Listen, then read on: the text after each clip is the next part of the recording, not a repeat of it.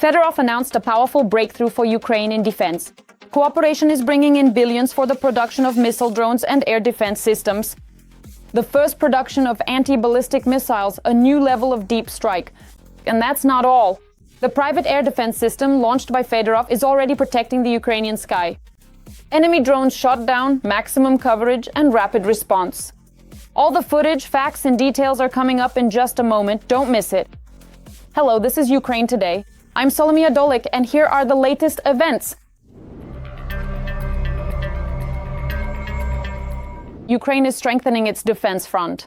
Close cooperation with the EU in the defense industrial sector. Ukraine is making a powerful leap in the development of its defense industry thanks to deeper integration with the European Union. Today, the focus is on joint production of missiles, drones, and air defense systems, as well as the development of advanced anti-ballistic technologies.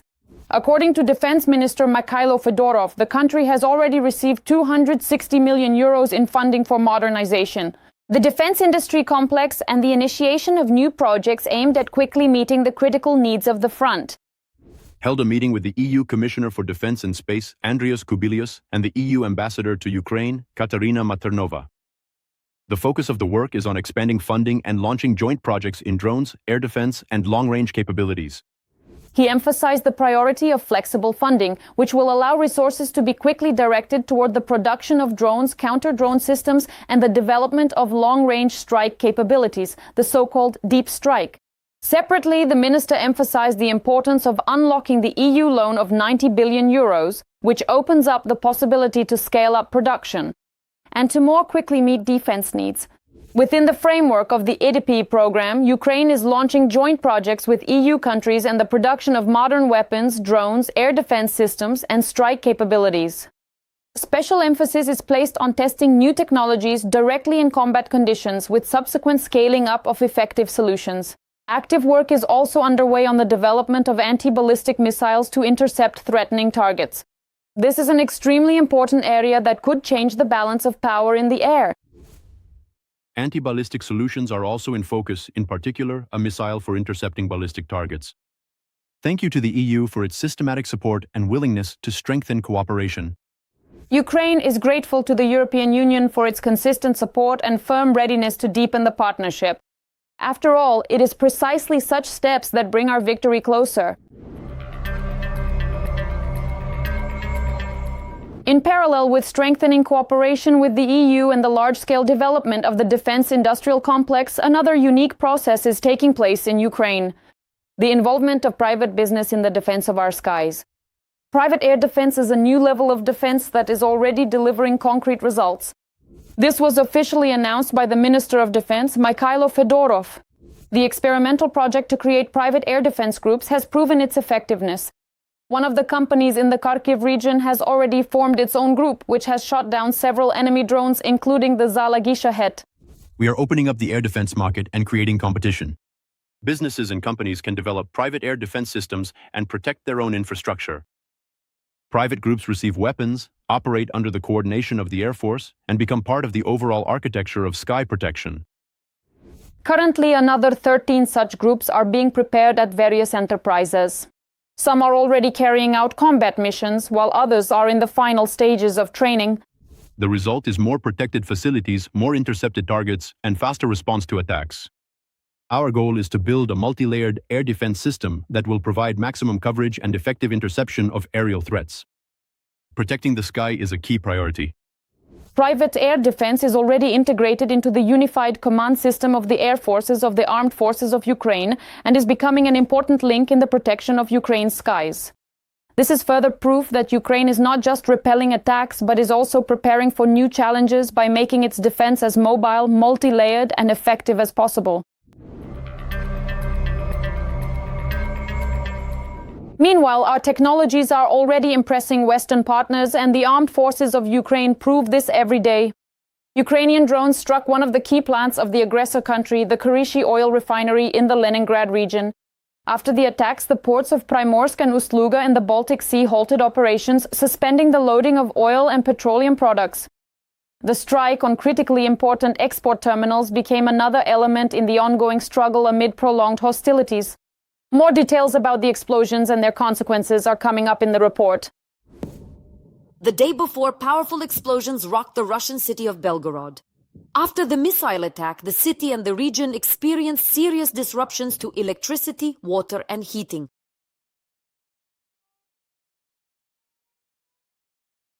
According to local authorities, energy infrastructure facilities were damaged. About 450,000 people were left without power at the same time. The problems affected several districts of the region at once. Energy infrastructure facilities suffered serious damage. There have been reported disruptions in the supply of electricity and heating, as well as water supply. In addition, residents complain about the late activation of the sirens. According to them, the alarm signal sounded only after the first explosions. However, the authorities explained this as a technical malfunction. We understand the critical importance and necessity of timely notification. This is an urgent need. Today there was a technical malfunction which has nothing to do with restrictions on mobile internet service. At the same time, attacks were also recorded much farther from the border with Ukraine, in the Leningrad region. The oil facility and port were burning. Everything was on fire. Military equipment is at Koskovy Bridge. Drones attacked the port. Ust-Luga is one of Russia's largest energy hubs on the Baltic Sea. According to reports and analysis, the Novatek Ust-Luga plant, which processes gas condensate and ships petroleum products for export, was hit again. The General Staff confirmed that the plant was struck. This facility is an important component of Russia's energy infrastructure. It is used for the export and transportation of petroleum products. The proceeds from their sale are directed towards supporting armed aggression against Ukraine. The Ukrainian side also confirmed the strike. On the territory of the port, long-range drones struck the facilities of the gas giant Novatek, which is the largest Russian producer of liquefied gas. The company has been under EU and US sanctions since 2014. Last night, Ukrainian drones launched another attack on Russia's Leningrad region, now the Kirishi Nefteyoksintez oil refinery. Located in the city of Kirishi, this is one of the largest oil refineries in Russia. They produce gasoline, diesel gas, fuel oil, and petrochemicals here. There was unrest in Vyborg as well. There, after a drone attack, a building belonging to the joint stock company Agricola caught fire. Something clearly exploded. The building is located next to the FSB Border Management Office. According to preliminary reports, no one was injured. At the same time, the very fact that a target was hit in close proximity to law enforcement facilities caused a stir. Also, according to preliminary information, a military target was hit in the Vyborg area. This refers to the patrol icebreaker Purga, Project 23550, which was at the Vyborg shipyard. This strike has already been confirmed by the General Staff of the Armed Forces of Ukraine. Such vessels serve both as icebreakers and as warships. Sofia Zilinska, Podrobnosti, Intermarathon TV channel, United News. European Commission President Ursula von der Leyen summed up during her visit to Kyiv. The European Union has provided Ukraine with 200 billion euros in military, financial and humanitarian aid. And from the new support package of 90 billion euros, 2/3 are planned to be allocated specifically to the Ukrainian military. Just as at the beginning of the full-scale invasion, Western weapons were being supplied, Ukraine has gone from categorical refusals to direct deliveries, and there are still things our country has not received. All of this is covered in the following report. These deliveries once seemed impossible. Nasam Sabram Slipa, and once again Nasam Sabram Slipa. We are not hesitating, but are very carefully weighing all the pros and cons. But after some time, Western weapons did appear on the battlefield in Ukraine. Give us Stingers. At first it was no, then it was yes. Give us MLRs and HIMARS. At first it was no, then it was yes. Give us, for example, anti-radar missiles, which they said were impossible because they're for F-16s and F-15s. We said, okay, we'll figure out how to launch them from MiG-29s. And they said yes, right? Something that was taboo forbidden 6 months ago. A topic that was taboo is becoming a reality today. Mr. President, will the United States provide F-16 fighter jets to Ukraine? No. From targeted deliveries to comprehensive support for our country. The path we've traveled since February 2022 and the many taboos we've overcome. Just hours before Russia attacks, aid from several countries arrives in Ukraine. Lithuania, Latvia, Poland, Britain, the United States.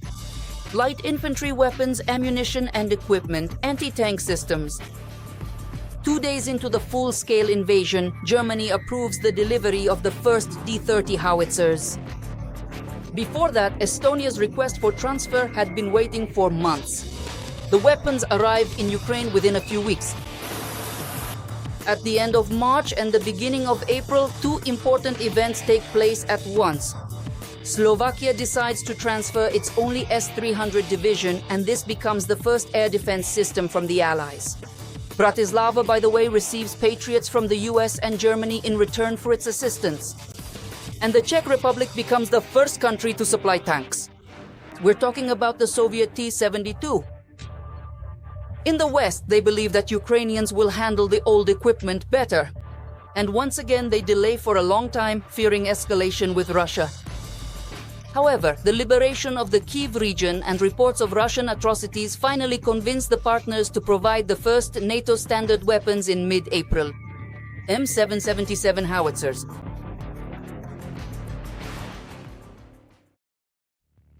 At the end of April 2022 in Kyiv, for the first time, a coalition of allies gathers at the German airbase Ramstein to discuss large-scale arms deliveries to our country.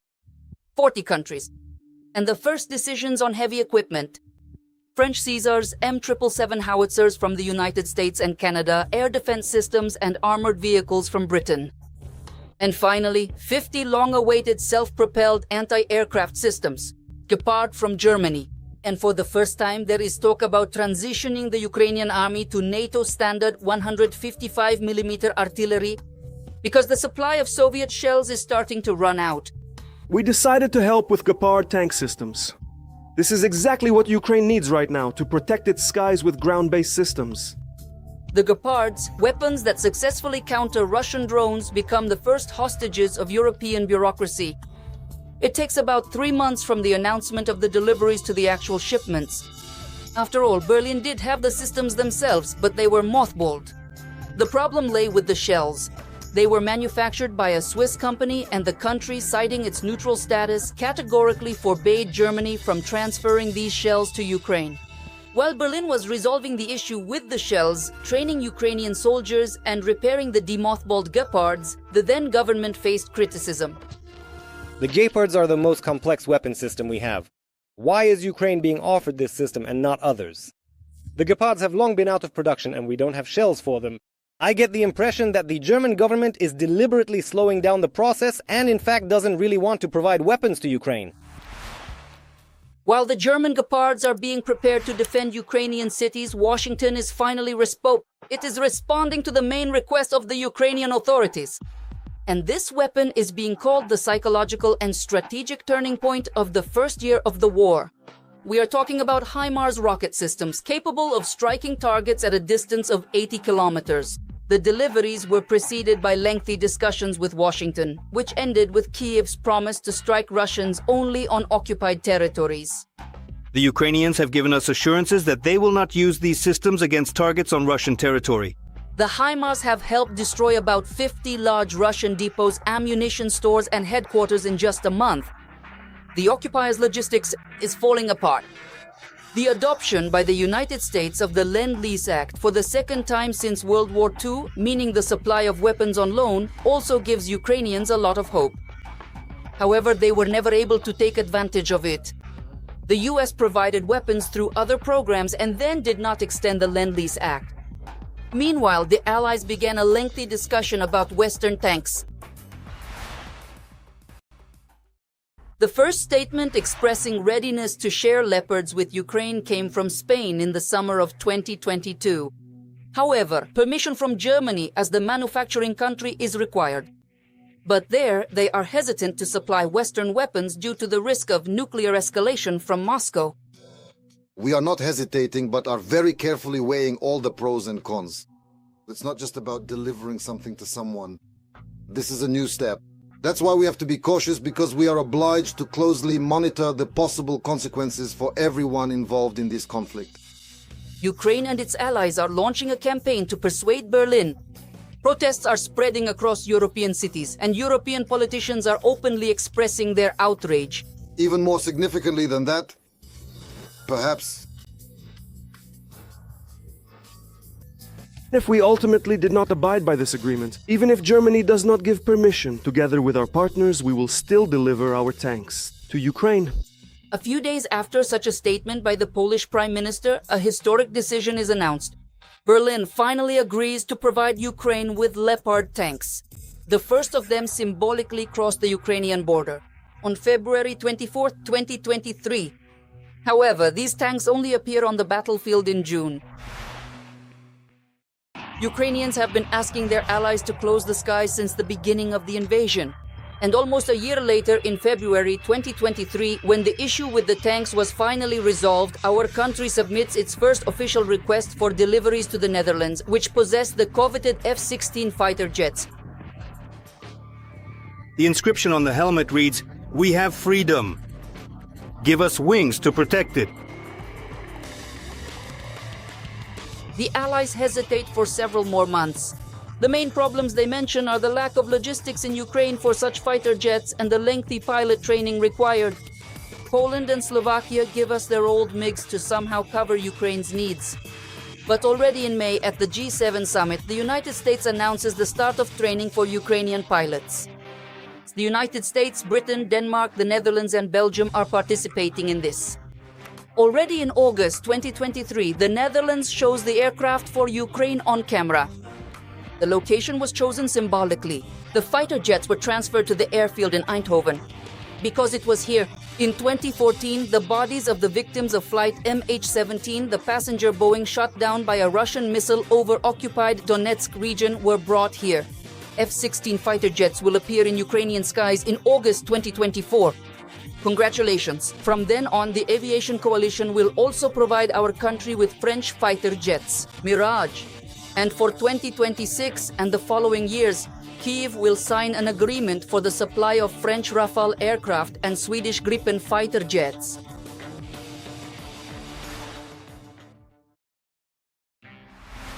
It took a little over a year of full-scale war to go from fears that Ukraine would use long-range weapons against Moscow to promises that this would not happen, and finally to actual deliveries. The first to deliver Storm Shadow missiles at the end of spring 2023 was Britain. Later, France provided its own Scalp missiles. The headquarters of the Black Sea Fleet in occupied Sevastopol felt the results firsthand. American ATACMS missiles. A small batch arrived only after a year of requests in September 2024. The following month, the missiles were successfully used against a military airfield in occupied Berdyansk. Another month later, then US President Biden authorized their use against Russian territory. Long-range Taurus missiles from Germany. We are still waiting for them. The necessity of supplies. At first, Olaf Scholz stubbornly denied it, while opposition leader Friedrich Merz allowed for the possibility of transferring the missiles. However, once he himself became chancellor, he started looking to the Allies, but has still not made a decision. In February 2025, for the first time, the meeting of the Ukraine Defense Contact Group in the Ramstein format is not chaired by the United States. America has elected a new president and is preparing to surprise Europe and the world. So, Washington advises the Europeans to deal with the war in Ukraine themselves. At the Ramstein meeting, the UK is presiding. However, the American Secretary of Defense arrives to announce his country's plans regarding Ukraine. We must begin by acknowledging that returning to Ukraine's 2014 borders is an unrealistic goal.